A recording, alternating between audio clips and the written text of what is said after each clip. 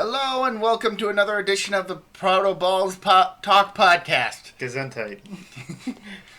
ProtoBalls Talk Podcast, yes. Yes. Yes, that is. Minus- I am ProtoMet.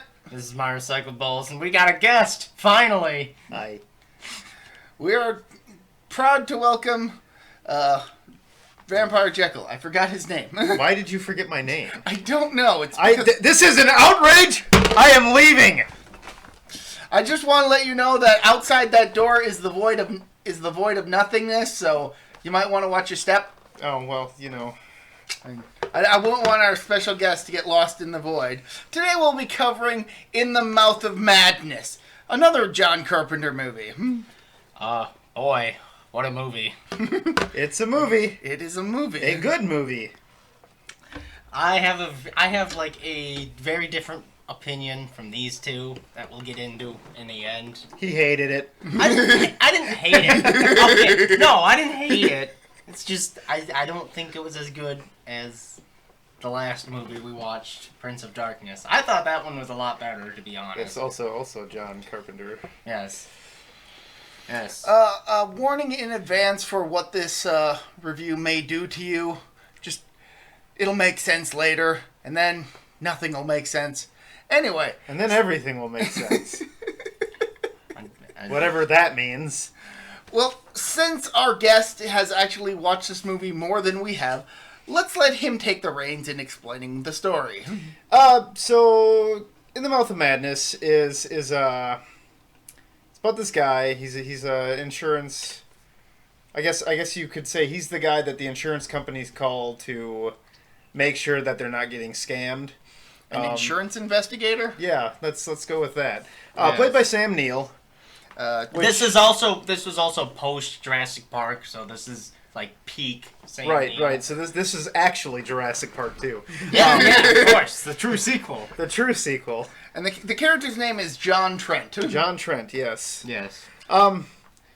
So he's been hired to try and find. Well, we're missing out. Am I getting ahead of myself? You're getting a little ahead of yourself because you completely skipped how the movie opens. How does the movie open? I forget how the movie opens. The movie opens in a with mental... John Trent being taken yes, into that's a right. mental facility and locked in a padded room. He punches a dude in the balls. No, he kicks the dude in the balls. Whatever.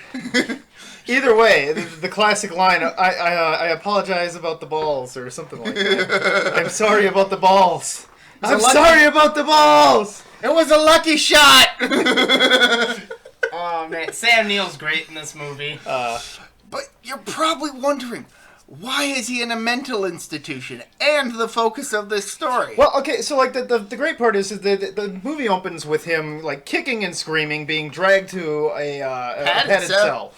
And he obviously does not want to be there. But then he kind of calms down, and the next time we see him, he's like, no, I definitely want to be here. I totally want to be here. Yeah. I actually think I like being here. Like, he knows something's up. And I'm pretty sure at this point they've already given him a crayon. Yeah, they gave him one black crayon. So the next time we see him, his entire cell and his clothes and his face and just his arms, everything. every surface in the room is just covered in drawings with the of the cross. It's the single black crayon. And I have to wonder, how? That is the real mystery of this movie. How did he go through a single black crayon? Like, and he's still drawing. It probably makes about as much sense as the rest of this movie. Yeah, probably. So, of course, he's visited by a Dr. Wren, played by David Warner. Who I recognized from Teenage Mutant Ninja Turtles 2, The Secret of the Ooze, where he played the scientist who worked for TCRI? Or maybe that's what the place is called in the comics. Doesn't matter. Doesn't matter. Yes. And so he's the doctor's all like, here, I'm here to help I'm here to help try to get you out of here. Well, I like being here now. Right.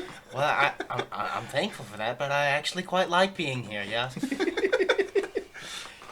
There's absolutely no need.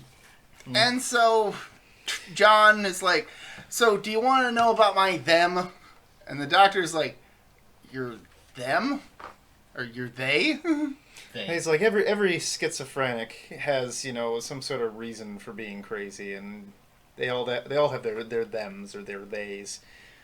And do you want to hear mine? Yes. All right. And thus the movie properly begins. Yeah. So Trent is he's a freelance insurance investigator, hired by various companies to basically investigate insurance claims. And yes, we first see him at the beginning of his story, basically exposing a guy who burned down his own warehouse for the insurance money by showing him photos of his wife and mistress wearing destroyed goods. Which is, yikes! That dude is in a lot of trouble. That dude is in a lot of trouble. And he probably could have gotten away with it if it's like, that bitch stole that bitch! Yeah. She stole from my warehouse! What the hell? Yeah, probably. Yeah, there was easily ways he could have gotten out of it, but for the context of the story, we just have to make Sam Neill look good. Yeah, so his whole deal is that he doesn't believe what anybody tells him. He believes the evidential facts. He's very into finding ulterior motives. He is a character who refuses to suspend his disbeliefs. Yeah. He kind of takes everything seriously and doesn't believe. I do want to talk about his refusal to suspend his disbeliefs later on in the movie. Yeah, they kind of come back. I do want to talk about that, so we'll put a pin in that. But yeah, he's kind of a non-believer in most things. He's just like, yeah, it's a scam, Everything's a scam. Everything's a scam. It's always the long con. And so he goes out to lunch with his not really employer, but colleague that hired him. The guy who hired him, Yeah, who has another job for him. The head of the firm that hired him, yes. basically. And yeah, they have another job lined up for him, and they're having a good chat, and then some dude shows up with an axe. Some dude with an axe shows up, smashes the window down, and gets shot up by the police who just happened to be at the diner. And before he even has a chance to kill John, he asks him. Anybody. He doesn't have a chance to kill anybody. He doesn't have Do you read Sutter Kane? Oh, yes, that's what the axe guy asks. That's what he asks. And for context, in this movie's story, Sutter Kane is basically bigger than Stephen King when it comes to horror novel writing. He is this era's Lovecraft. If he had if he had the PR and just the world, basically the literature world behind him. Yeah, they actually name drop Stephen King and say you can forget about Stephen King. That's why I said it. Yeah, Sutter Kane's the new face of fear. And which immediately I had objections to. How can you be bigger than Stephen King? Suspend your disbelief. I'm like John. I refuse. There's always a scam. But yeah, no. People are anxiously awaiting Sutter Kane's new book, which is actually what Trent is hired to investigate, because apparently Sutter Kane has gone missing. Yes, and not only has he gone missing, but he has the remaining half of the manuscript, if I recall correctly, or the missing part of the manuscript. Yeah. Basically, they can't publish the book because Sutter Kane has the manuscript, the rest of the manuscript, and they don't know where he is. They don't know where he is. And they do know that somebody else did have a copy of the completed manuscript. Yeah. His agent. His agent. Yes. Axe guy. Yep, his agent. So, yeah, with that guy being dead. It's here that we meet the two next biggest characters, the director, the Arcane publisher. Oh, you only think he's a major character because he's Charlton Heston. It's Charlton Heston, my boy. Anything with Charlton Heston is good. I am Sporkicus. Yes. I don't think that... Nope, that's Charlton Heston. That is okay. It is now. If it wasn't before, it is now. Okay, we just retconned the universe. Otherwise famous for kind of appropriate, honestly. But moving on. Otherwise known as he's the guy from Planet of the Apes. And, you damn dirty apes, and that's what I should have went with. you put it all up, and oh god damn it. So yeah, the director is played by Charlton Heston. He's kind of a side role, not really that important. Wasn't he in Ben-Hur too? Yes. I don't know. Isn't that the other big movie? I don't know. I believe he was in Ben-Hur. I'm not familiar with his. We're getting off topic because we're ignoring the other actual main. Yeah, and then we find the other actual main character, Sutter Kane's editor, Linda Stiles, played by Julie Carmen.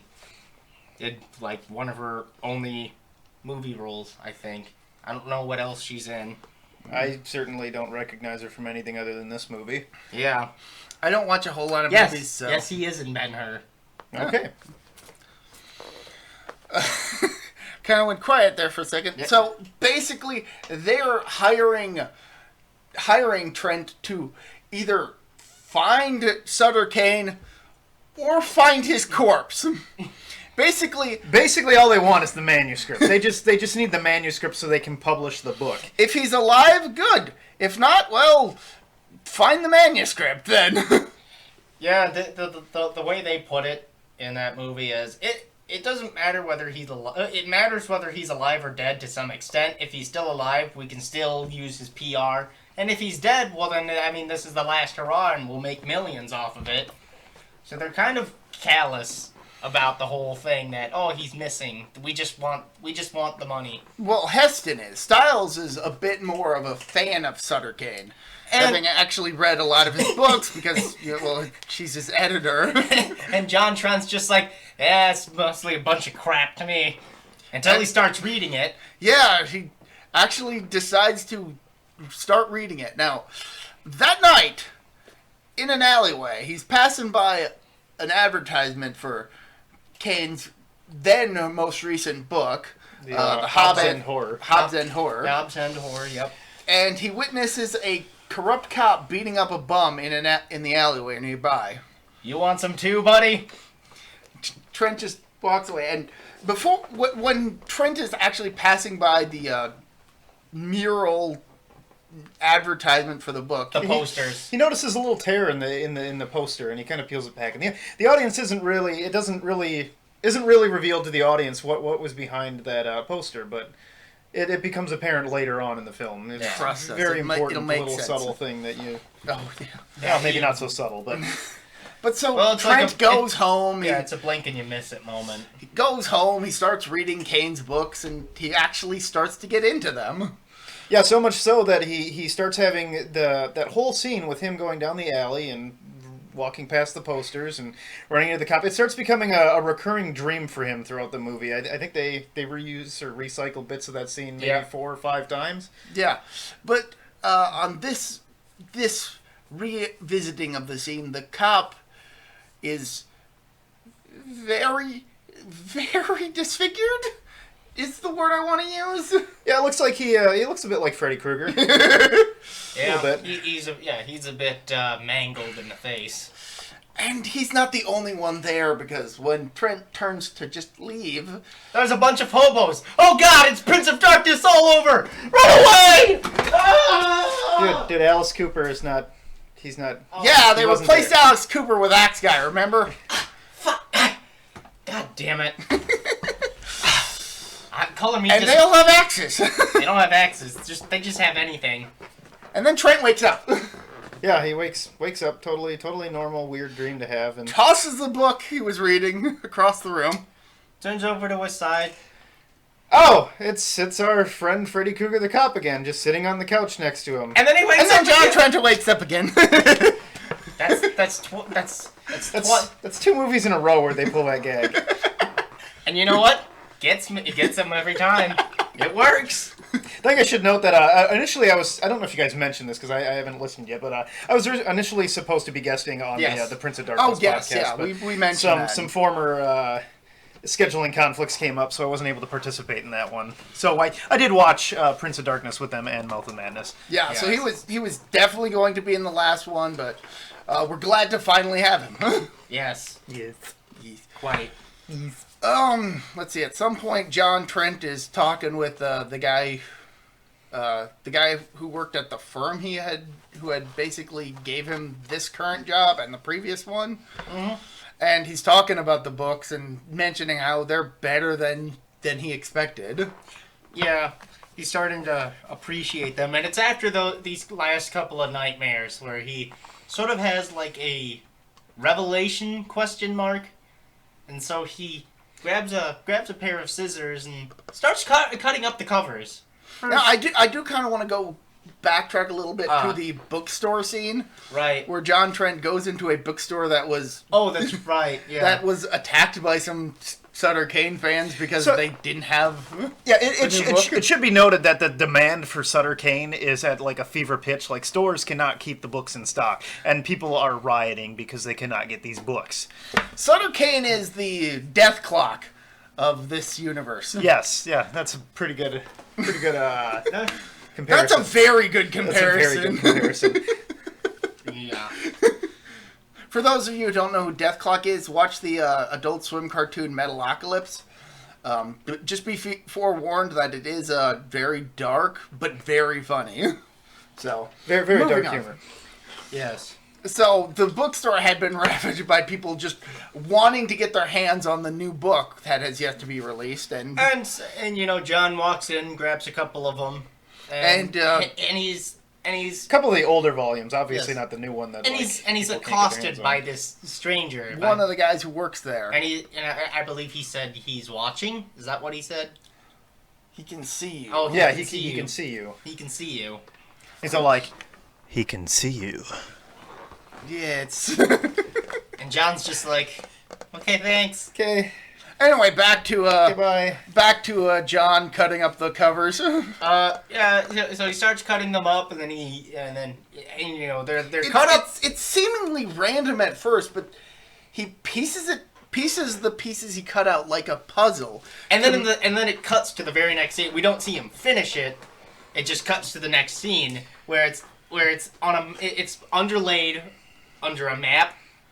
And it's New Hampshire. See, apparently Sutter Kane was very adamant and had each of the cover artwork for his books commissioned. And I guess there were some lines running across. The movie doesn't really show it out very well. It doesn't explain it very well. I guess there's like a puzzle running through it, and you can take the covers of the books and cut them up, and it'll show a little map. Yeah, the way John Trent comes to this conclusion makes about as much sense as when Mitch McConnell discovers the giant claw's pattern in The Giant Claw. Oh, please, God. Oh, please, don't. It's an incredible leap in logic. Oh, my God. We don't... A perfect pattern. It's just a bunch of circles. A perfect pattern. That's just a spiral. You just... Hey. That movie is still so stupid. Hey, I came up with this answer. You should have too. But yeah, it's an incredible leap in logic that somehow makes sense and is right. Yeah, and Charlton Heston and what's her face, Julie Carmen. They're just like Styles. Styles and Trent. Linda Styles. Styles and Trent. Styles and Trent. Let's just go with that. And the guys at the office are just like, what? Oh, okay. I mean, hey, go for it. Yeah, so John Trent's pretty sure he knows where he can find Sutter Got Kane. an overlay of New Hampshire over the cutout pieces showing that, this forms New Hampshire. So Charlton Heston sends Trent and Styles out to go find. The reason they're going to New Hampshire is because on that whole stitched together puzzle is like a single point. Yeah. That doesn't equate to any place on any map of New Hampshire. It's just in the middle of nowhere. And John says, that's Hobbs End. That's where we'll find Sutter. How he figures it's going to be Hobbs End, I have no idea. But... He figures it probably because that's the most recent book. Well, actually, don't all the books take place in Hobbs End? Yes. I don't know. I've never read any of them. So I think he's kind of sarcastically saying, oh, okay, well, maybe you should read some and get back to us. All right. Jesus, talk about unprepared for the podcast. So, yeah, Hobbs End is basically like the Arkham of the Lovecraft verse. It's where the central stories mostly take place, or it's referenced more than any other. Is the fictional town in which? Oh, I'm trying to remember the fictional. Place. I'm trying to remember the town that Stephen King uses. And Gary, Maine. Gary. Derry, because that's where it takes place. Yeah, but I'm pretty sure he uses other places too. I think it's just Maine in general. Yeah, just all in general, it's all just over in Maine, general, but Derry is like the one that I remember. Yeah, because you read one book and I've read more, so shut up. Yeah, shut up. You're not allowed to talk anymore. I have read Cujo and Carrie? Yes, I have read Carrie and that one with the psychic guy. Dead Zone. Dead Zone. There you go. I've only Anyway, moving on. You didn't read it? No, I didn't. I didn't get to that. I think I started reading. Guys, talk about unprepared. Maybe you should go back and read all of Stephen King's novels and then come back. I should. Let's do this. Yeah, we should. Wait. Do I have to read the Michael Bachman ones? Yes, you do, okay. Because that's where Running Man is, and if you don't read Running Man, then honestly, can you even call yourself a human being? But I watched the movie. Fair enough. That works too. That's probably the better choice. That's the one with Schwarzenegger in it, right? Yep. Okay. That's the one where video games were heavily influenced. I did not know that was based on a book. Yeah. Yep. So a Stephen King book. I feel like that's us hinting that what we're going to do for next Halloween is a bunch of Stephen King movies. Oh, God. I actually think I had a different idea for next Halloween, but we are getting off topic. We are very off topic. But yeah, we are. That's what happens. That's all right. We'll fix it in post. So anyway, Heston sends them off. Go. Sends Trent and Styles off to find Hobbs End and figure out just what the hell was going on. Now this is the part in the movie where I feel like it kind of drags. They spend way too much time in and out of the car. I don't know. It seems like they're setting stuff up that doesn't really ever pay off. Yeah, the scenes are kind of boring, and John just comes across... Sam Neill's character, John, just comes off as kind of an asshole for most of those scenes. Well, I do kind of like how they kind of spend a little bit of time having him explain to Styles his worldview. Yeah, I guess that's what that's for. It's just quite a long span of exposition, I guess. Yeah. Which makes sense because it's a long span of them searching. It's not too long for discomfort. It's just, it's there. It's probably the weak point in the movie. Yeah. I'd say it is. But then, one of the nights, Styles is the one driving, and she spots a biker pass by on his bike. No, it should be noted that it's a kid. Yeah, it's like a teenager. Maybe not like a little kid, but like a teenager, young adult. Then he passes by again. And he looks much older. And he looks terrified, and we're just like, okay, that's weird. And then we come across him again later down the road. Down the same road, the same road. And he's going in the same direction. It's not like he passed them. It's not like he's circling around. Like, how could you do that with a car and a bike? This time he looks much, much older. Like, comically, like Witchy Poo, Sam Raimi makeup older. That is an apt comparison. Like Bruce Campbell at the original end of Army of Darkness. Yes, very much so. The uncut version. Yeah. Anywho, at one point, Styles is just like, ugh. She decides to take a quick glance at the map to try and figure out where she's at, and then she hits the kid. Boom! Smack dab, and he goes flying. The bike goes flying, and this, of course, wakes Trent up, and they both go out to investigate this hit. And the kid just casually gets up while they're not even looking. While they're not even looking, he's just like he just gets up, gets back on his bike, and leaves. Like they were. He does say one thing before he leaves, and I believe it's something to the effect of, "He won't let me leave." Yeah, he won't let me leave. He won't let me leave, and then he gets on the bike and speeds off into the night. Yeah. Which is just to the astonishment of Styles and Trent. And Trent. Now, it's at this point that I think it's really funny that, if I was Trent, even being the asshole that I am throughout the movie, I'd probably offer to drive at this point, because I imagine Styles would be pretty shaken up. No. Nope. Nope. Next scene, Styles driving again. Yeah. He's just like, nah, dog, I'm gonna go back to sleep. It's still incredibly dark out. suddenly the lines on the road just kind of blur and then disappear. You start to think that maybe Styles is falling asleep at the wheel. Perhaps. I think at one point she actually looks out her window and Clouds. Just clouds beneath them. Clouds. Just clouds. Clouds and lightning. Yeah, that's just like a flying car. Huh. Flying car That's in the middle of the weird. night. And we just keeps driving because she's in disbelief, and then suddenly they're under a bridge, and they arrive in a town in full daylight. And this had one of the best Sam Neill lines in the entire movie. He wakes up. He's like, I must have slept through all the night. Must have slept through the whole night. Styles, you're a genius. You found it. So yeah, they arrive in Hobbs End. Welcome sign and everything. Yes, Hobbs End apparently is a real place. Oh my god, just the way it goes down too. So of course Trent and Styles go in and go to try and find somebody to try and find Sutter Kane. And I feel real bad for Styles because it seems like she would have. Yeah, she hits a kid in the middle of the night, and then she's driving, and like weird psychedelic stuff starts happening. Yeah. All of a sudden, they're in this town in broad daylight. She has no memory of the transition between night and day. And she hasn't gotten any sleep. Yes, no sleep. She's been driving all night. Well, she did get a bit of sleep before Trent honked a horn at her. Oh yes, that was good fun. Yeah, that was asshole. But that was during the part we skipped over because it was boring. I want to know whose car. It had to have been Trent's car. It had to have been Trent's. How else would he know that the Yeah, it was Trent. I'm pretty sure it was Okay, Trent. now here's my question. Why would he have that in his glove compartment? Like for just such situations. He had to have specifically packed that for this trip. Like to annoy her, because he knew he was going to do it. Like, he had to.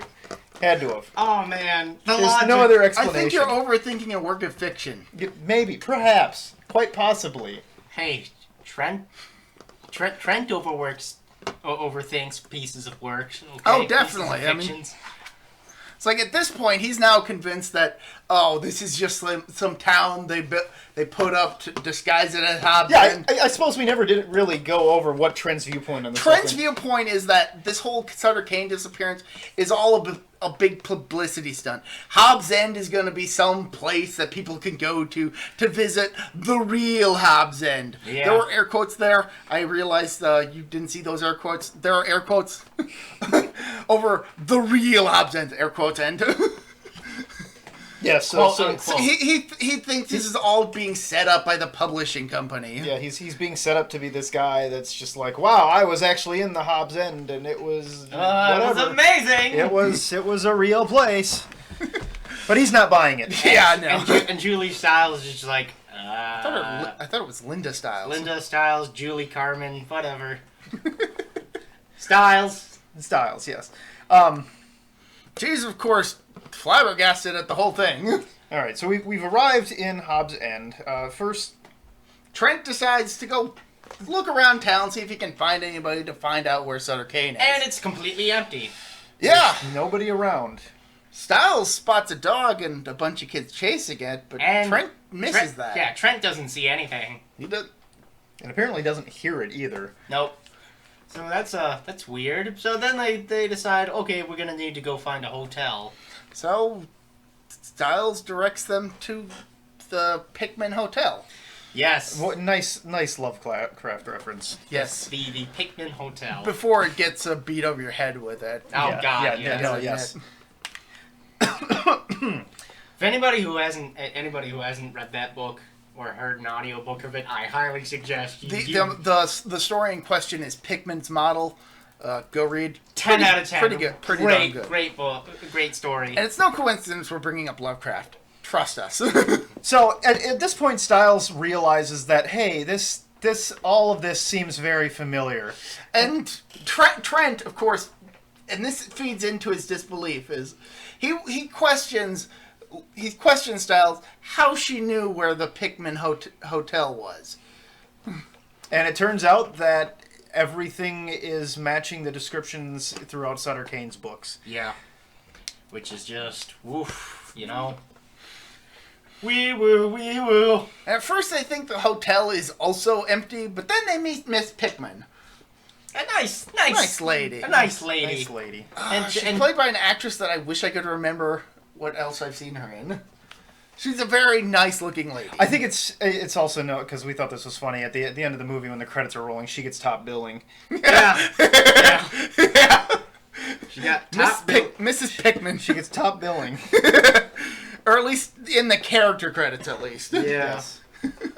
Frances Bay. I don't know offhand. I'm sure I've seen her in something Anyway, else too, but she gives them a room, and it's at this point that John confronts Styles about, about knowing everything about this because it's all matching with the book. Mm-hmm. But he's read through some of the books, and he knows that that in the books, Pickman is Miss Pickman. Miss Pickman is an axe-wielding murderer who chops up her husband. And that nice old lady would never do something like that. It's also mentioned, I think it's kind of missed over, that there's a painting in the lobby. Oh, yeah, I did kind of gloss over it. Yeah, that's the moment when Styles realizes that everything is matching up exactly in the book, because she remembers this painting from the book, and she doesn't even have to look at it. She's just standing at the counter, and she's like, "I know there's going to be this painting behind me." Yeah. But Styles is like Styles tells Trent that everything is matching up from what she's read. But there's a line about the painting I think that got glossed over. Is Trent's like, "Yeah, it's a nice painting. I heard you drew it," and she's like, "That thing, what?" Oh hell no! Oh hell no! Her being Miss Pickman. Yeah. Yeah. That's right. So apparently in the books, Miss Pickman is the one who painted the picture, but in this reality, she is not. This reality. Yeah. This is real. This is reality. Trent goes on a whole tangent about how this is not the world of the book. This is a real place. This is real place. This is reality. This is real. And he even goes on to prove his point by saying, if this were the real Hobbs End, then outside that window will be a cathedral with black bulb spires. Opens the window, and it's a farm. Just a farmhouse. It's just like a barn. And Styles is just like, "You're an idiot. The view is from the east." Opens up another window. And sure enough, there's our spired... Or cathedral. Cathedral, yes. Cathedral exactly as cathedral with the black spires and the golden onions atop. Just as Trent described it. And of course, Trent's jaw just drops. Yeah. In disbelief. He doesn't know how to... He has no idea how to explain that one away. So here we go. Next scene, they go to explore this cathedral. I want to bring up Trent's absolute refusal to suspend his disbelief at this point, because I feel that it's a very good comparison to, or a very good contrast to another Lovecraft character. Well, it's almost a Lovecraft trope that the characters are right, but I do want to ignorant. I do want to mention how I like how Trent's suspension of disbelief is handled compared to the lead character from Dreams in the Witch House. Oh, yeah. Which I actually do want to go on a rant at the end of this video talking about why I hate that Lovecraft story. Like, I just utterly hate that story. And I'm a fan of it myself. So, you'll get to see me do a rant. Yeah. All right. Have some fun. All right. We're ready for this. But I love how Trent's suspension of disbelief comes from his job. Okay, yeah. It's his job to try and uncover the truth and find out the lies. It also makes sense that he'd still think everything's a con because he hasn't seen anything weird other than the kid. Other than the kid on the bike. Right. All of the weird things that have happened, only Styles has been privy to. Yeah. Because she's actually read a good majority of Kane's newest book. Or Trent was asleep at the time. So... when she experienced that. But yeah. I'm talking specifically about the stuff that only she would know because she's actually read the book. Anyways, which does still fit into Trent's whole disbelief, complete disbelief at her claims. Right. Because, well, she's the only one who's read the book. How can... So do Oh, that's right. Yeah, because she's read part of the manuscript for the new book. Yeah. Because she's his editor. Right. So she knows something's up. So in the next scene, they decide to go Go to the investigate the cathedral. church. And it's a nice looking cathedral if you don't mind, dark looking Gothic architecture. And it just looks so out of place. It looks very out of place. It's like they built a huge. What was the word he used? Byzantine? Byzantine. Is that how you pronounce it? A Byzantine cathedral. Yeah, it looks very Middle Eastern in the middle of like a cornfield. Yeah. Practically, yeah. It looks like if they built the Hagia Sophia in the middle of nowhere. I can't remember if it was Trent or Styles who goes on to basically quote Sutter Kane's books when describing this cathedral and its significance. It's a nice montage of Styles, like reading a description from the book or the part of the manuscript that she has, and Trent just being like that matches. Yeah, because apparently the cathedral wasn't as big as it used to be. It was originally just like a small chapel and built in the 1600s maybe, somewhere around that time frame, and eventually over time it just sort of grew into this monstrosity. And at this point, all that remains of the original cathedral is the mosaic above the entrance. Yeah. Of an angel fighting a demon. And I'm not really sure how Styles describes that one. It's like Gabriel fighting... I don't forget what it is. I can't remember offhand. Fighting Satan. We'll call it that. Well, I remember Trent saying something along the lines of, well, that doesn't match up with the book because it's... In the book it says it's a creature beyond description. And it's like, well, yeah, but you have to... Styles is like, you have to approximate something. Yeah. Just because you can't describe something doesn't mean you can't draw something beyond description. Which is another Lovecraftian sort of It's thing. just imagery. Yeah. Yeah. If only it was So they're about to go into the cathedral. And it's locked. It's locked. So they decide... And then they spot a bunch of vehicles starting to pull up. So they decide to hightail it. Not necessarily hightail it. They spot the vehicles and then they realize, oh, these people getting out of the vehicles, they have rifles and shotguns, and it looks like they're about to storm the church. So they're going to be like, maybe we shouldn't be here. Get out of here.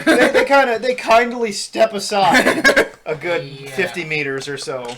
And like the leader of this mob just demands that Kane let his son give him back his son. So this is the first time we've heard anybody mention Kane outside of like actually, they did mention Kane to Miss Pickman, and Kane, and she acted like she had never heard. That's right. She acted like she had never heard of him ever. Yeah. So this is the first time anybody within the town, supposedly from the town, mentions Sutter Kane without being prompted. Yeah. So and then the doors begin to swing open, and there's his son Johnny. Yeah. The doors close and open and close and open and close, and then suddenly Johnny is Sutter Kane. Yes. A big reveal. Yes, we see Sutter Kane in all his glory. Hold on. Dressed up like a priest. Is he dressed like a priest? I think he looks like he's dressed up like a priest. I think he just looks like he's dressed up. He looks fancy and all. He looks. He looks like I could. He looks a level above business casual. Yes, he looks like I would describe a priest. I guess, yeah, he is wearing like a casual priest. Right. I just don't remember if I saw the little what's the little white flag. I don't know what that's called either. I don't know. I wouldn't know what that's called, but yeah. Damn it, guys! The research.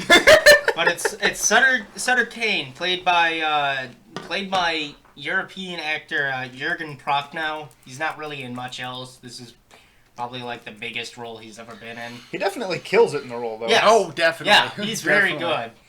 But I do kind of want to backpedal and talk about the lead farmer. The lead farmer, yes, who the guy totally looks like Vigo from Ghostbusters 2. Did we ever look up and see if that was actually? I want to know if that's the actor who played Vigo, or if that's just a lookalike. I don't know. Quick to the internet. Yeah, right. Anyway, moving on. So Sutter Kane lets his dogs out Yeah. And this causes all the... no. you have to put like a clip of... No, don't. Don't do the Baja Men on your podcast. Yes, it actually is Vigo. Okay. Awesome. That explains it. Norbert Group, otherwise known as Wilhelm von Homburg. He's actually... Oh, wait, what? Said he was a wrestler, boxer, and actor. That's cool. I believe it with that face. Yeah. Okay. He looks like he's been punched a few times in his life. So yes, Vigo comes up to the church and he's just like, "Give me back my son." They do release the whole Johnny thing. Then Sutter Kane releases his dog, and then the farmers are like, "Oh shit, let's do that." These are like several large Doberman pinchers. Yeah. There's only 3 of them, but that's enough. As I like to say, Sutter Kane released the released the dogs of war. I think it's funny that they all brought guns, but nobody thought to fire one. Where's the dramatic suspense in that? I don't know. I thought it would have been. It's only a model. Well, they do fire, but into the air just to get Kane's attention. Yeah, that's how they got his attention. Did they not think to reload it? It literally is Chekhov's gun. Oh, don't worry, he'll fire it again later. Yeah. Yeah. Yeah. Foreshadowing. Not really, but well, maybe on our part. Yeah. So then they hightail it back to the hotel, and they're just like, "Oh my god, what the fuck's going on here? Let's leave." They're debating on leaving. Yeah, Trent just wants to leave. He's convinced that This is all bullshit, and then he's being used. He just wants to get the hell out of there. And it's here Styles, finally relents and tells him the whole thing that, yeah, they did send Kane out on holiday. They sent him away to get him away from that it all was supposed to be part of a publicity stunt, but not like this. Yeah. They didn't know this place existed. They just sent him away and basically reported him missing to build up hype. This planned publicity stunt has gone so off the rails at this point. As ProtoMet likes to say, it's gone tits up! Tits up! Everything's gone wrong! So they're debating on leaving, and Trent wants to leave, get the hell out of there. He doesn't want to have to deal with this bullshit anymore. And at this point, Styles is pretty much gone mad. She's gone insane. And she's just like, we need to go back to the church, and... Yeah, she starts to try to make out with him, and she protests it, and she says, "But I have to," or is that later? No, that's later. That's later. She does do this weird thing in the car where they. She does. She does it twice in the movie, doesn't she? She does it twice in the movie here in the hotel room, and John's just like, "What the fuck are you doing? Get off me!" Right? He's got the sort of logic where that's not you. Get away from me. So he's just gonna go pack his things, and while he's doing that, Styles steals the keys to the car. Yeah, and takes off. So she's heading towards the church. And then so then we get a nice little scene with John sees her leave with his car, so he just has to go back. John has a conversation. Basically stranded at the hotel. Yeah. He goes back in and has a bit of a little chat with Miss Pickman. And something's not quite right with her. Something is definitely off, especially when we start hearing something. Like some sort of muffled voice, it sounds. And a little bit of stomping from Miss Pickman's part. And it's this scene where and Trent just decides, I'm just going to go back to my hotel room and just rest until... And then we see something I wish I didn't see, and we're just going to move on. Oh, yeah, I don't even want to describe it. It's... Naked old dude handcuffed to Miss Pickman. No! Oh, the images! Ah! That's why I bleach! It is effectively done, though. I gotta admit. It's just like, come on, John. Seriously? You had to show us that. It's at this point that the audience might be clued in that something's maybe definitely off. Something's maybe a bit off. If nothing up to this point hasn't clued you in, then this probably will. Yeah. Everything is just gone. Basically, it's confirmation that John Trent's claim earlier that Miss Pickman isn't the clearly isn't that kind of woman. He's wrong. Yeah. So he just goes back up to his room, and then we get a scene with Styles going back to the cathedral, and it's very well done. It's a very nice... I'm trying to remember what is inscribed on the doors. I do not remember. I don't remember either. It's basically the equivalent of something evil is sealed here. Do not enter. And so she opens. And she enters. She enters the cathedral, and it doesn't look like your regular interior cathedral. No, it seems more like the rundown church that they were talking about earlier. Yeah. It seems like a very old interior. And Styles... Mostly wooden. Mostly wooden and all that. And Styles comes to a door, and it's locked. So she decides, okay, I'll look somewhere else. And then the door opens. Just randomly swings open. No, I think you're misremembering. She opens the door, and there's basically nothing. Oh, yes, it's basically right. like a closet. It's or a something. closet. And so she starts to walk away. And then she hears typing. Yeah. In the same room she had just found empty. Yeah. So she goes back to open the door, and now the room is like a giant hallway. And square and center, Sutter Kane typing away at he's finishing the manuscript. A typewriter. Yeah, that word. I was gonna say keyboard. That's at his. He knows how to antique English. Computer. At his ancient computer. His ancient word processor. Very, very good, quite. And Sutter's just like, oh, hey, nice to see you. You come to pick up the manuscript, huh? I just finished it. I just finished it. I'll show it just to you. And she's just like... He leads her over to like a table and then practically forces her to face what ends up being a lit... It looks like a glass pane that's lit from underneath. Yeah, the effect. Yeah, it's actually a really nice effect. It is a very nice effect. And what? Don't her eyes like start bleeding? Or Yep. something? Yep. And it should be noted that there are several characters early in the film whose eyes are bleeding. I believe the agent, the guy with the axe at the beginning of the movie, his eyes were bleeding. The guy who was the guy who was talking to him earlier in the bookstore. His eyes were bleeding. Maybe? I don't remember. Or no, his eyes were just weird. Yeah, his eyes were just weird. They weren't bleeding. You're thinking of somebody else. Yeah. Yeah, it's almost as if he had like two... what's the word? Irises? Yes. It's like he has two irises per eye. Anyways, it's an interesting effect. Like, yeah. He's really interesting contact lenses, and I should see if I can get a pair of those. For Valley. It'd be a good Halloween thing to have. Yeah. But anyway, so Styles has read the manuscript. And her eyes are bleeding, and now she knows what to do. She knows everything. So then she starts making out with Sutter, and Sutter has... Whoa, are we getting ahead of ourselves? Nope. No, this is... Same scene. She goes back to the hotel. Nope. No, this is before she heads back to the hotel. Is it? She's just like, oh, I know what to do now. Thank you, Sutter. Oh, she makes out with Sutter. I thought you were talking about Trent. Yeah, I misheard. She starts making out with Sutter, and she starts reaching behind his head, and it's just... And there's fucking Voldemort from the first Harry Potter. Voldemort's there. Everybody run. He who must not be named is in this movie.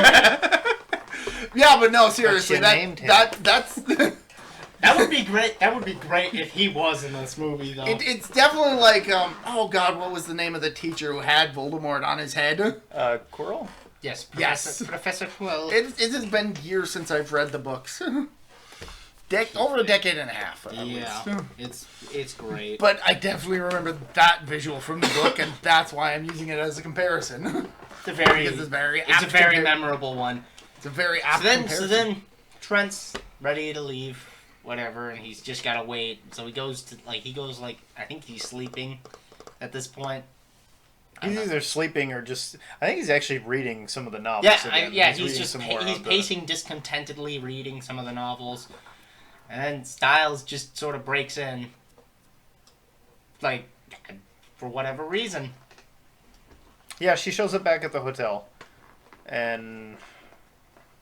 I don't really recall what happens next. They get into an argument or something. Oh, she's trying to warn him. Yes. She's read the manuscript and she's losing herself. That's what she says. Yes. I'm losing myself, John. I'm losing myself. And then she dies. Or so we think.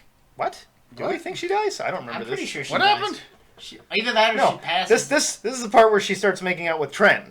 Yes. Yeah. Yes, and Trent's like, what the hell, lady?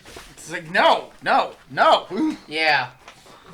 And then I guess she gets knocked out or she dies or whatever. I'm not really sure how it happens. I don't know where you're getting this from. I don't remember this part at all. Her dying or any impression that she does. Well, Trent stops her and then he goes down and she doesn't follow him.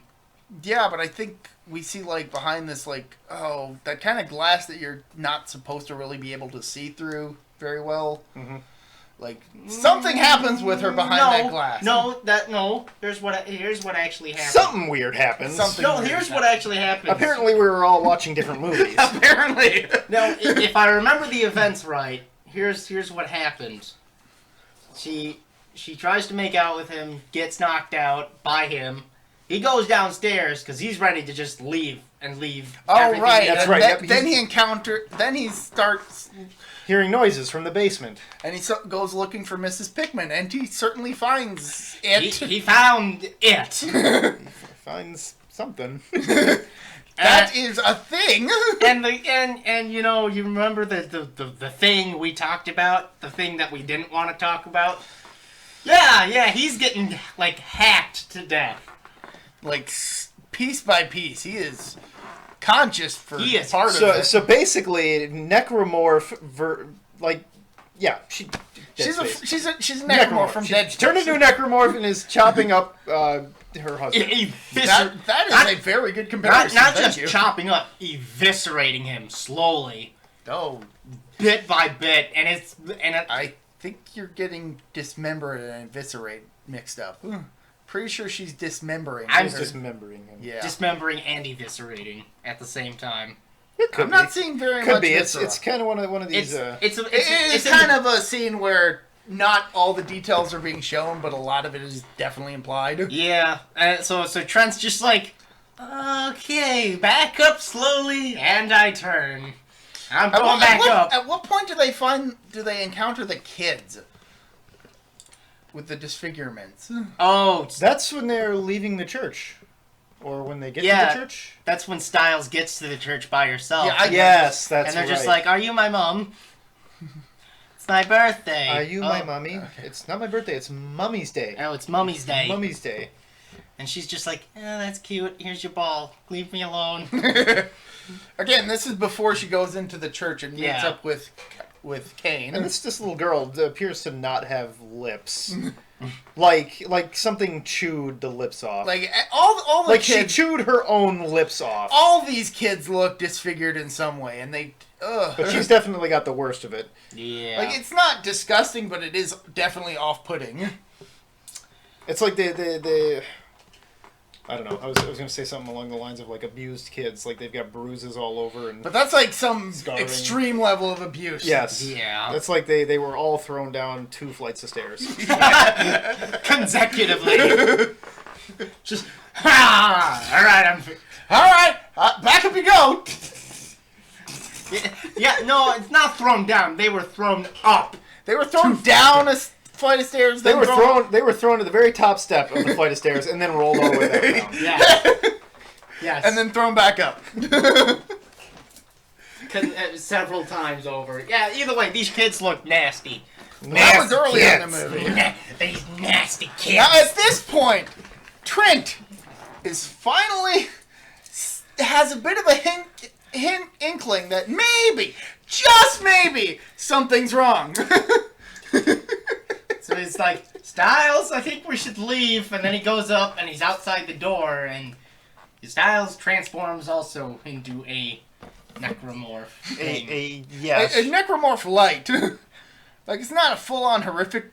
And just Transformation? crashes through the door. And Trent's just like, yep, nope, I'm out. I'm out. Nope. Uses a screwdriver in place of a key because fuck it. Not yet. Oh, Not yet. No, yeah, he Yeah, takes. he gets his keys back. He gets his keys back. He knocks Styles out, gets her in the car, starts up the car, and starts. By this point, a lot of the people from the town are just starting to gather with torches. Yep.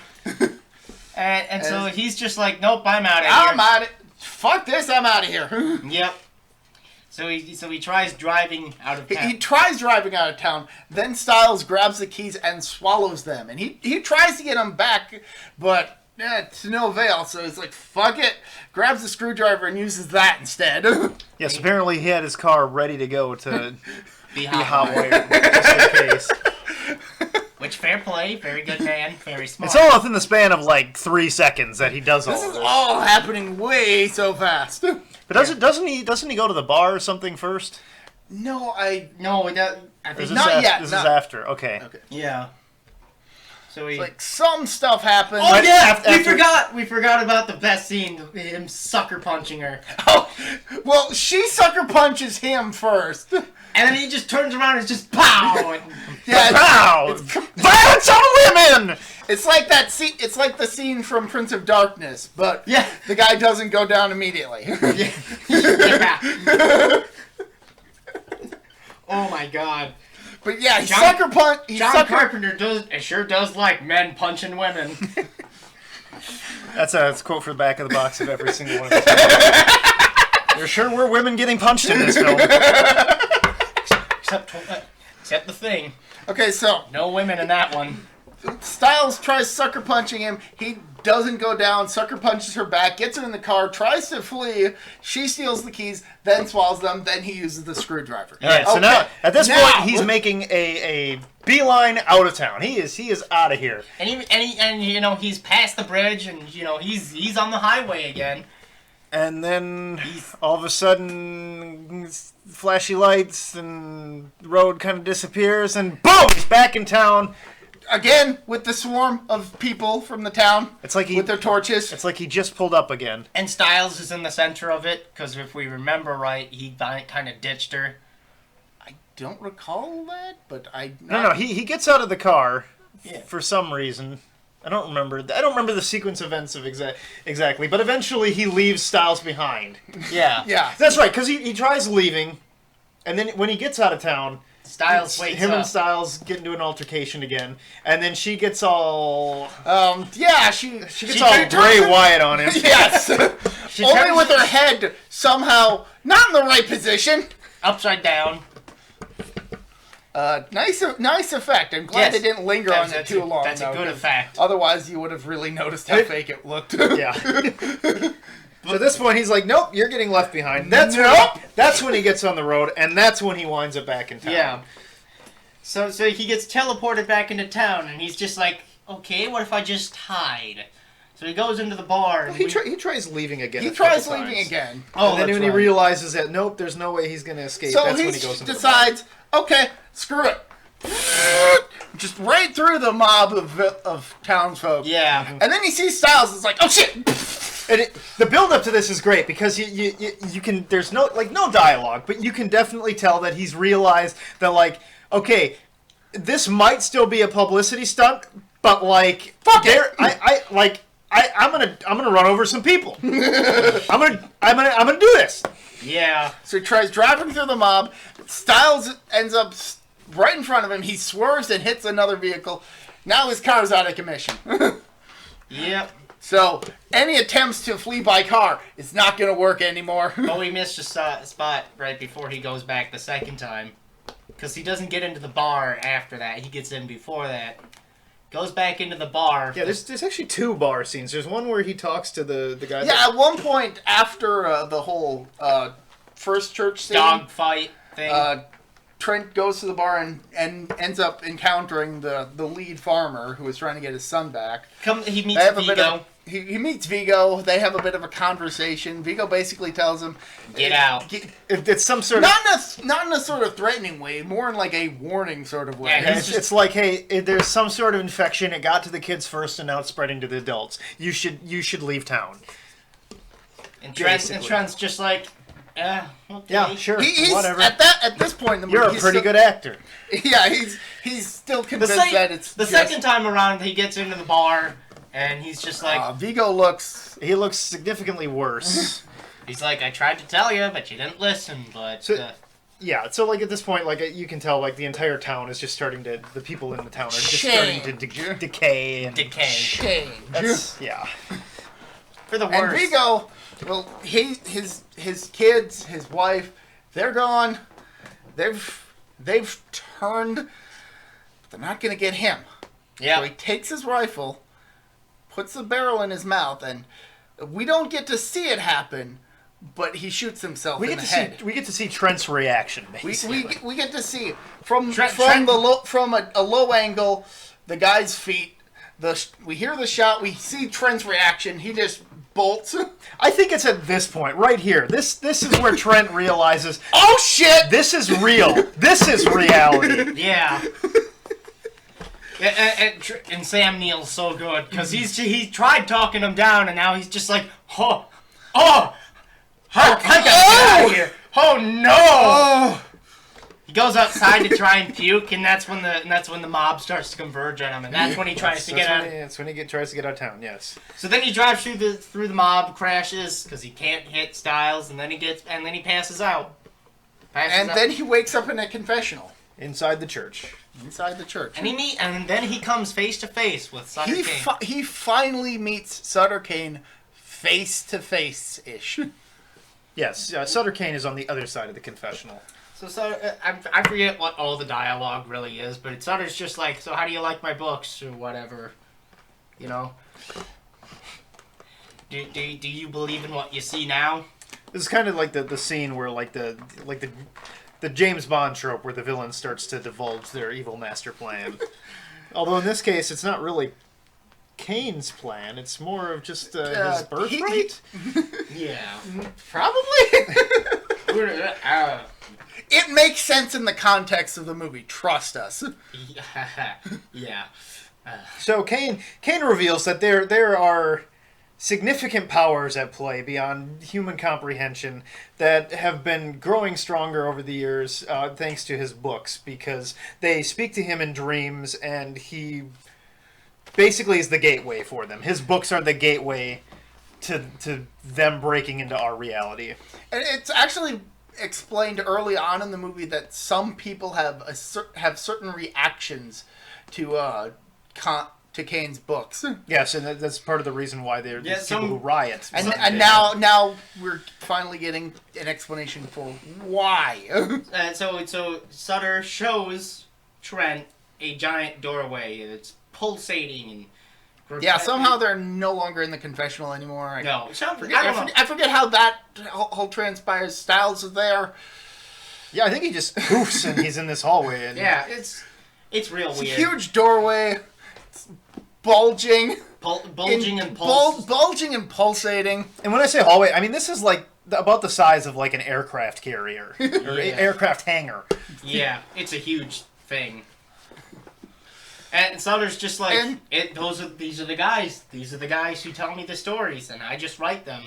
And so Kane's like... Even Kane at one point admitted that he thought it was all fake, that he thought he was just making it all up. No, it was making him.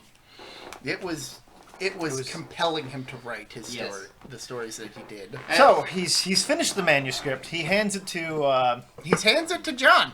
Hands it to John and says, "My work here is done. I can't hold them back any longer.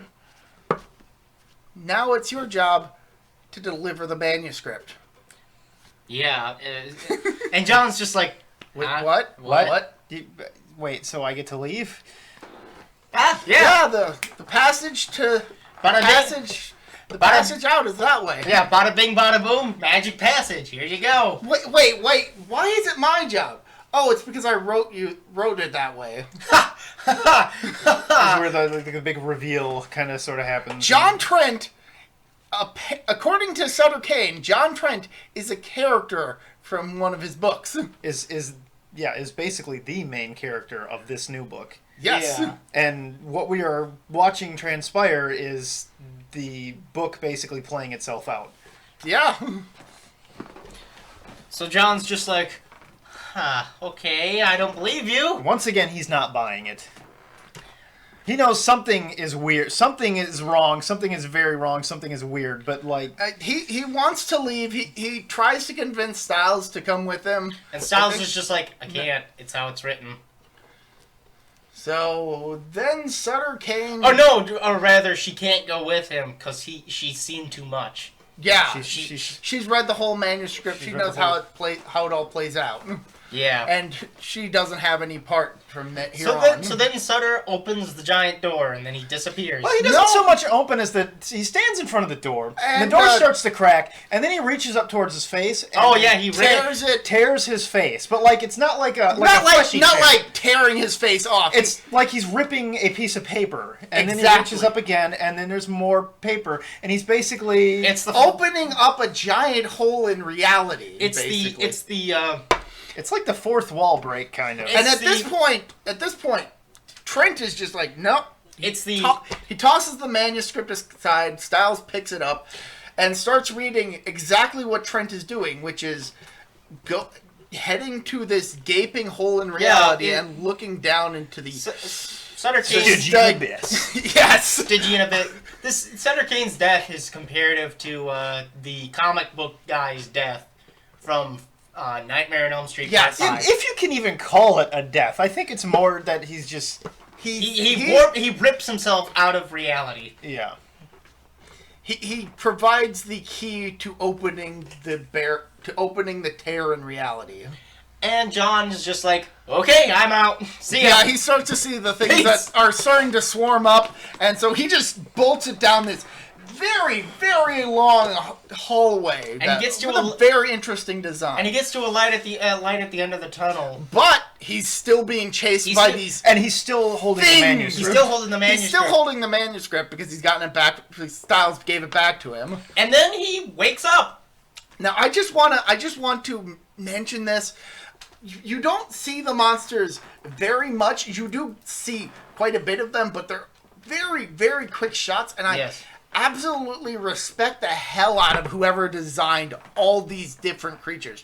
Because these are not just a swarm of the same creature. These are different creatures. A whole horde of distinct individual creatures. And these are like very large puppets. I'm assuming, no CGI. I'm assuming it's probably the same dude who did the Thing. Some other movie. Who did some other movie. Yes. I'm sure John Carpenter Yes, he probably did some other John Carpenter movie. Probably. Shut up. Not really. Foreshadowing. Anyway, but I just absolutely love the fact that these are very distinct designs, and you really only see split-second shots of them. Yeah. So Trent wakes up in the middle of a highway, in the middle of like an intersection. Crossroads. A crossroads. And there's a kid on a bike delivering papers. Kid on the bike. No, it's not the same. I'd like to think it is the same kid. I think it's the same kid. He's younger than. He's younger than the bike. Seen him. He's younger than he's got like the telltale sign, I think, is that because the kid in the bike throughout the movie has like these playing cards. The whole clicker thing. Yeah, you know when you used to do that when you were kids. Yeah, that kind of shit. And this kid also has some playing cards in his bike. Now, I'm granted, a lot of kids do that, but I just like to think thematically it is the same kid. Yeah, he's somehow gotten. It's just the real world. It makes the most sense. And Trent's just like, the kid pulls up, and Trent's just all like, oh my god! And the kid's just like, hey, have you been in an accident? Yeah. Do you need to go to? Do you need me to call for help? No, I'm okay. Hey kid, where's the nearest highway? Just down that way. So here's Trent. He doesn't know. He still has the manuscript. He has no idea how he got a hold of it. But now he's starting to revert back to being skeptical. The whole skeptical. Because he's like, wait, no, this was just a dream. It was all just a dream. Yeah. This had to have been a dream. He tosses the manuscript aside and just heads to the direction of the hotel the kid mentioned. He starts heading down. And before he goes, he stops the kid one last time. He's like, hey, you ever heard of Hobbs End? No? Okay. So he gets to the hotel, and And he's just like, finally, this nightmare is over. And then he gets a package. Yeah, he gets a package from Delivered to the hotel. Addressed The hotel that nobody knows he's at. Addressed to him. Yeah. And Trent just tries to. He also aggressively asks the. He also delivered the package. He also hitches a ride right before this, but that's sort of a. Yeah, this is not an issue. He aggressively tries to get the clerk to tell him who delivered the package. The kid doesn't know. And some guy... He wasn't there when it was delivered. And the manager from the back is like, I did. And I didn't see shit. I didn't see shit. He was there when the package was delivered. He didn't see shit. According to him. God forbid we ever say he's lying. Who knows? But we gotta take him at his word. And Trent's just like, okay. So he opens the package, and I'm sure you can guess what it was. It is the manuscript. That's actually why he was accusing the kid. Yeah, Because he opened the package, saw what was inside it, and was like, who delivered this? And then he burns it.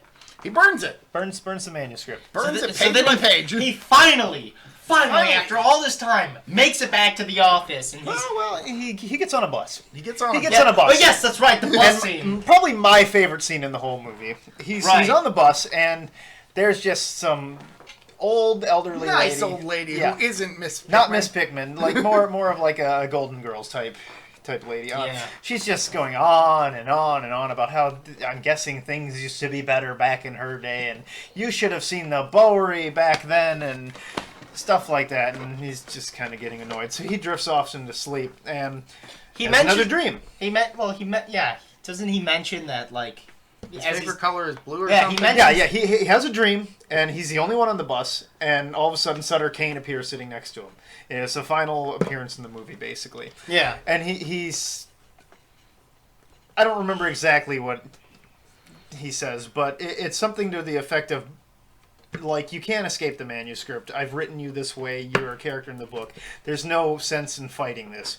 And then to close out the dream, he says, oh, by the way, did I ever tell you my favorite color is blue? John Trent wakes up, and... everything is blue. Sky is blue. Everybody's clothes are blue. The hue of the light is blue. Everything is blue. At this point, he has snapped. And he wakes up on the bus again. He's next to the nice old lady. Like a full-blown panic attack. Full-blown psychotic breakdown. Now you might think this is how he wound up in the insane asylum. Nope.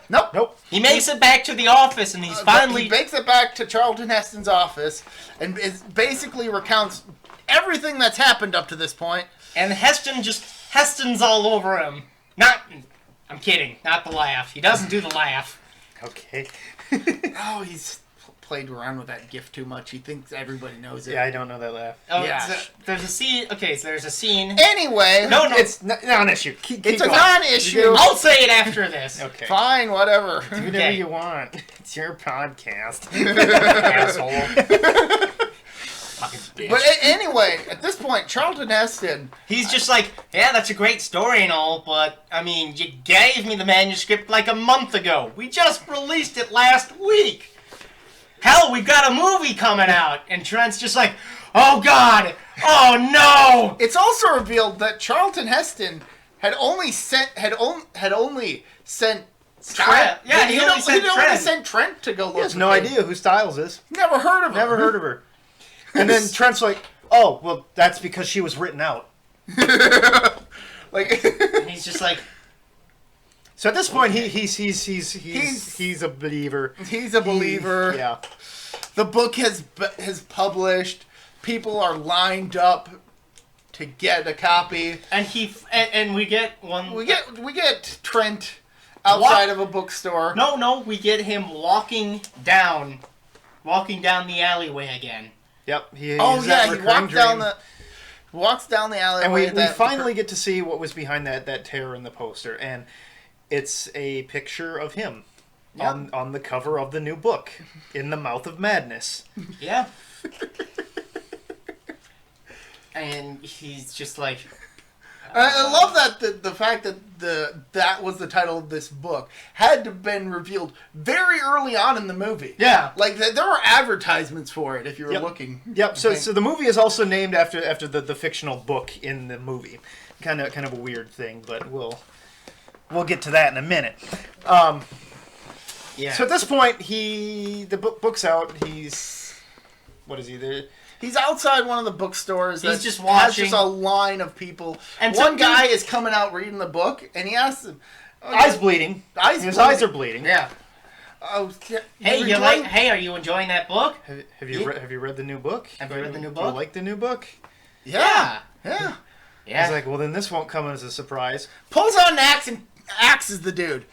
This is why he's in the insane asylum. He's in the insane asylum. For John murder. Trent has murdered somebody. And the doctor who visited him to try and get him out, he's just like, okay, hey, we'll talk again soon. Yeah, at this point, we're finally back where everything started for this movie. We've gotten all the context for why John Trent is in the insane asylum, and we're now at the point where John and the doctor were talking. And so the doctor leaves his room and First, John Trent basically explains what's going on. The book is acting as a gateway to allow these other creatures from this other reality to enter into our world through the people, transforming them. Yeah. And it's doing it through the books. And the doctor is like, well, what about the people who don't read? There's always a movie. There's always a movie. There's a movie. Yeah.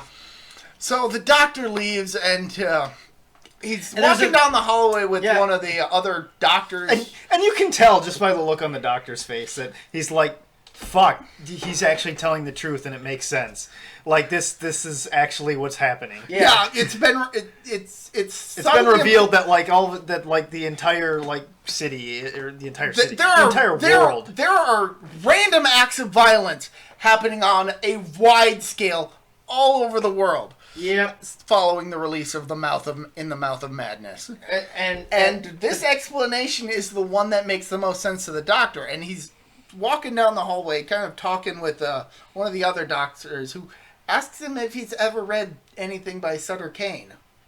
Do you read Sutter Kane? And the guy looks at him. He's just like, oh no. And he just. And that's where you would think the movie ends. It doesn't. And I'll say this: if the movie had ended there, it would have been fine. It would have been fine. But they keep John Carpenter just gives us one more gift. Yeah. In this movie. Oh, it's such a glorious gift because yeah, we don't see what happens, but it's clear that something is attacking just about everybody in the insane asylum. Maybe multiple things. Yeah, we're seeing this from John Trent's perspective. He's still in the padded cell. Still locked in the cell. People are getting massacred out there, and he's just hiding away in his room, and he's like, these crosses will protect me. He doesn't actually say that. He doesn't actually say that. He shuts his eyes. In fact, early in the movie, it's revealed that the only reason he was drawing the crosses was to make himself look crazier, so they'd keep him locked down. Which, I mean, fair play to the dude. It almost worked. And finally, it gets quiet. And there's John finds that he's able to leave the cell. Yep, the door's been ripped off the hinges. And it's broad daylight. It's almost broad daylight. There are body parts everywhere, blood and viscera. He just calmly... He just casually starts walking away. At one point, he wipes the crayon off of his face. Just starts walking. We hear a radio broadcast from the nearby ambulance. Basically, a message being sent out to any survivors. Yep. Trying to rally the last vestiges of humanity against this madness that has overtaken the world. Mm-hmm. Yeah. And so he slowly walks his way out of the asylum and starts walking down, the street. Walking down the road. And I'll say this: there's a bunch back in the city. Makes his way back into the city. And there's a bunch of And I'll say this, I don't know if you guys noticed it, there's a bunch of people walking around in the background, like far out of shot. I think those were just hobos that accidentally walked into shot. Could maybe, be. Could be. Or it could have been that some of this fight was trying to make it to... Maybe. That's what I'm thinking. It's either... Yeah, that's assuming this was shot on location, which Yeah. I don't know about that. Yeah. So he goes into a movie theater and he looks... Yeah, a movie theater showing the movie In the Mouth of Madness with him on the poster. And he walks into it and he Takes looks at the poster. It zooms in on the poster and it says, a John Carpenter movie. New Line Cinema. New Line Cinema. Starring John Trent. And it's at this point that the audience He starts watching the movie in the empty theater. And it's the movie. It's this movie. He's watching this movie. The movie that we've been talking about. And he starts laughing. He starts laughing. And then he just sort of breaks down crying. He's just like, oh God! Laughing and crying. He's just switching between the two. He's gone. He's done. And credits. And credits. And I just want to mention this. In the credits, we saw the most glorious thing ever. Oh, we had to rewind the movie. We had to get back to this point in the credits because of how funny it was. John Carpenter left a little gift in the credits. I don't remember what it was Human exactly. interaction supervised by but some extraterrestrial observation. by the unit. by the There interstellar were many psychology. casualties. by the Interstellar Psychology Association, there were many unfortunate victims and casualties. And this is right under the This is right under the no animals were harmed in the making of this movie. Yes. So it's like no animals were harmed, but plenty of people. People died. People died. And it's a thing that is so easy to miss, and the fact that Jekyll here actually noticed it, Yes. and got us to actually go to. I gotta admit, We was spent actually like a good 5 minutes trying to get back to that point. That because was- the that DVD was- player that- we were using wasn't the best. Yeah, it was the DVD player's fault. If we were had a much better DVD player, we would have gotten it much sooner. Yeah. But we probably still would have found it fucking hilarious. Oh, it would have been great. That's in the Mouth of Madness. Good movie. I'm not as high on it as these two are. I think it's a brilliant movie for the reason that it is a piece of fiction about a piece of fiction within a piece of fiction. within a piece of fiction, all intended to drive the audience insane. Yes. It's Like the movie itself. This movie is more Lovecraftian than any Lovecraft-based movie could be because it's very, how do you say, meta? Very meta. Meta the movie. Except for, of course, the 60-minute film Call of Cthulhu. Well, that's different. That is, in I fact, gotta pick that up. See, I love how this movie is just like, oh yeah, you watch the movie and then all of a sudden it's kind of like The Ring. Like if The Ring was the Ring movie. Yeah. Like Yeah. if it turned out that at the end of The Ring that the movie you were watching was the movie that got people killed, that would have been a better twist. But that's what this movie does. Yes. Is that this movie is the movie that's driving people crazy. I still think Prince of Darkness is a lot better, although that might be a little biased, mostly because of the star power in that one. Right. I mean, this movie really only had Sam Neill and Charlton Heston, and Heston was just a minor Heston character. is a very minor character. An Not enough. important character for plot reasons, but a minor character otherwise. Yeah. And Prince of Darkness had, fuck. Yeah. I'm not gonna lie. I was hooked on this movie. I was just entranced by this movie. Not going to lie. When watching Prince of Darkness, I was on my tablet, occasionally checking up on Twitter and Facebook posts. Yeah. So Yeah, Prince of Darkness to me is definitely the weaker film out of the two. I disagree. I think once things get going, definitely in that movie, Oh, I think definitely. it's hands Definitely. down better than this. Oh yeah, no, there's definitely points in that movie that are better, but I think overall, Mouth of Madness is a better movie. There we go. That's Yeah. That's Hestoning. Oh, I know the GIF. You use Okay. it all the time. Okay. You can share this podcast post with that GIF. Yeah. Without context. Without context! Just have the video be that on loop. No, that would kill. I don't even know how to edit Just with put the GIF. put the GIF. Oh, you don't know how to. No, I don't. Anyway. Maybe if we remaster this podcast in the future. Yeah. Maybe. Perhaps. But no, I would put Prince of Darkness at a 7 out of 10. I'd still put this at a 6 out of 10. I mean, the twist is nice and all, but I think it just sort of falls apart by the middle of the movie. I think if I had to rate the two, I'd probably put Prince of Darkness as a 5, and this is maybe a low 7. I don't know. I would say Prince of Darkness at about a 6. This movie had an 8. Okay.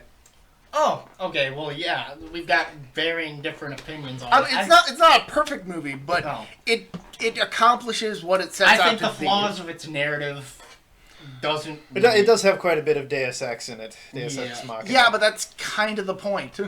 Yeah, actually, yeah. Now that you bring it up that way, I didn't really consider that.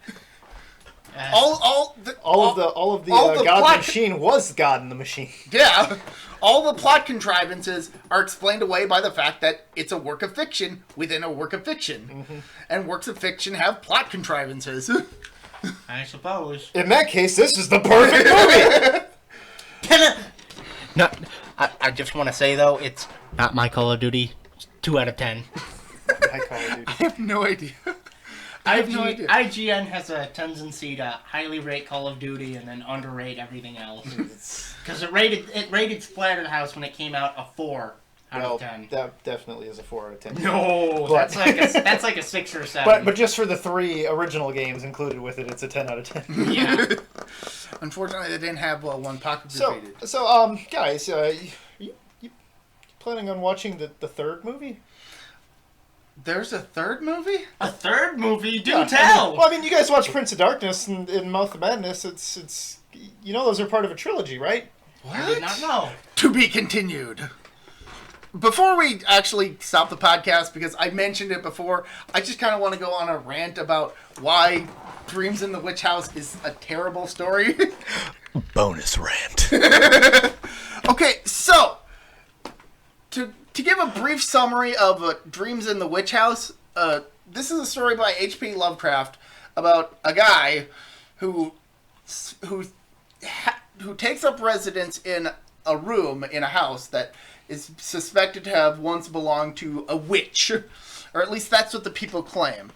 And he willfully chooses it knowing this, and he starts having dreams, and over the course of the story, the dreams become more vivid, and strange things start happening, and by well before the halfway point, the audience should be fully aware that these dreams are not just dreams.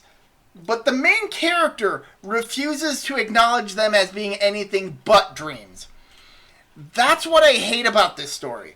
Like, at no point in the story does this story's lead character finally start to realize, oh, these aren't dreams, these are actually happening. No, up until the bitter end, he is convinced that these are just dreams, and that he's just having a bad run of health and strange occurrences. Even when at one point in the story he takes something with him from the dream back to the real world, and at no point does he think, oh, that's suspicious, maybe. It's like, no, that's weird.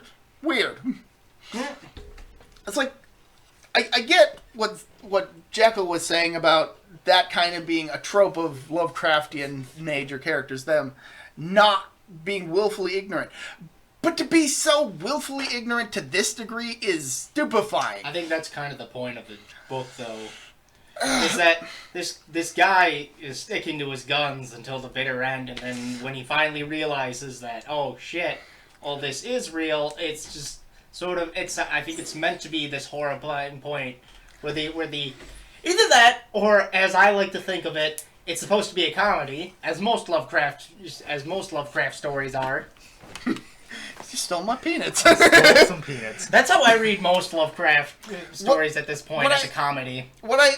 And the thing is, correct me if I'm wrong, but the main focus of this story, he specifically actually insists on taking the witch's room because he actually has a fascination with the occult. Yes. Right? Yeah. But at no point does he put 2 and 2 together to make 4. That's kind of the point. He always ends up coming short and making 3. He's an idiot. That's kind of the point of the story. He's a guy who wants to believe but willfully doesn't. And he is Keone. Finding out everything is real. Sure, he would love for all that stuff to be real, but it's not really real, is it? But here's the clincher.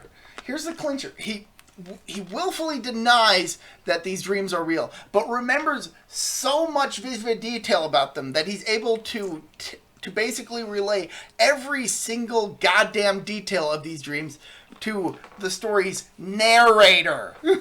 This story isn't told from this character's perspective. It's told from the perspective of a guy who knew him. So he knows all these random-ass details that really only the guy who is experiencing it should be able to remember and recall.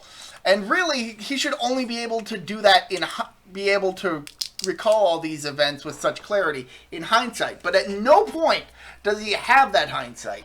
He just is like, oh, this is just a dream. This is just a dream. This is just a fucking dream.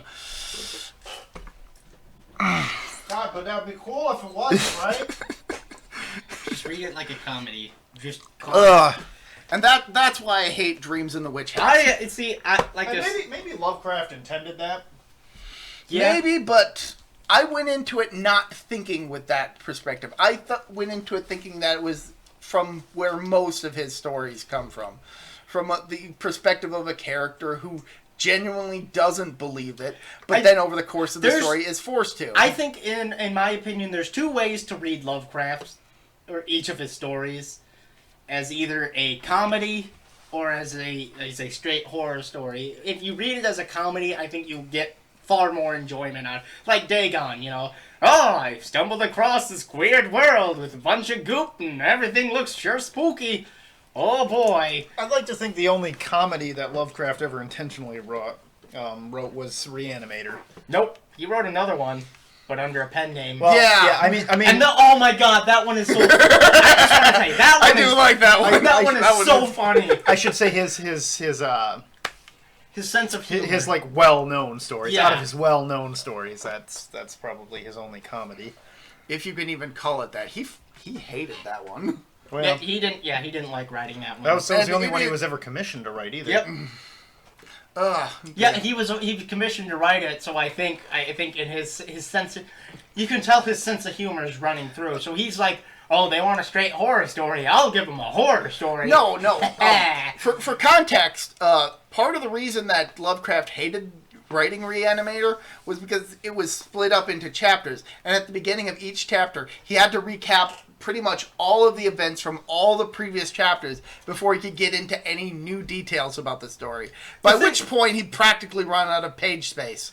The thing is, So the story wasn't written to be read in one go. It was for a weekly magazine. I get that, but the fact that the commissioner of the magazine basically forced Lovecraft to force in backstory to recap events that had already been explained instead of just having, like, say, a splash page with a brief synopsis of what had happened previously. That really kills the flow of the narrative. Yeah. It is what it is. I still think Reanimator shouldn't be read in one go. I think you should just read it, as chapters over time. Well, I read it in multiple sittings. As I'm pretty sure it's intended to be read. I just watched the movie.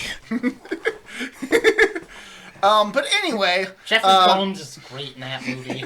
I've never seen that movie. Okay, that'll be a future movie. Guys, we are really off topic. I'm sorry, your cat's dead. So that's the end of this. This is the end of the ProtoBalls podcast.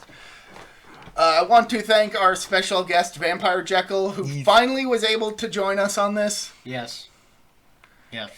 Quite. Yep. And actually was the reason we were able to watch this movie, because he owns it. Mm-hmm.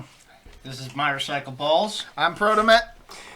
I'm Vampire-Jekyll, and do you read Sutter Kane?